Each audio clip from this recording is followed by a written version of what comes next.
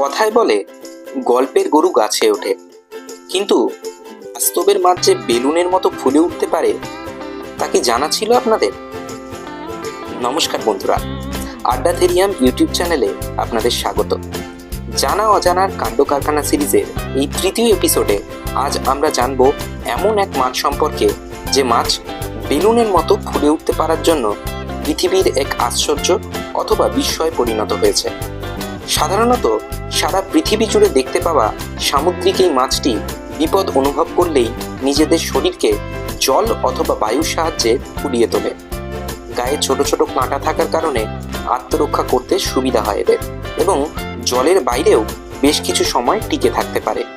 এই মাছের শরীরে বিশেষ প্রকারের নিউরোটক্সিন থাকায় প্রাণীবিজ্ঞানীরা একে বিষাক্ত মাছ বলেই চিহ্নিত করে থাকেন।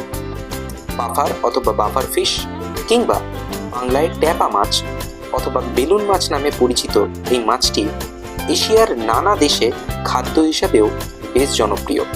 তবে বিষাক্ত হওয়ার কারণে মাছটিকে খাদ্য তালিকা থেকে বাদ দেওয়াই শ্রেয় বলে মনে করেন বেশিরভাগ মানুষ।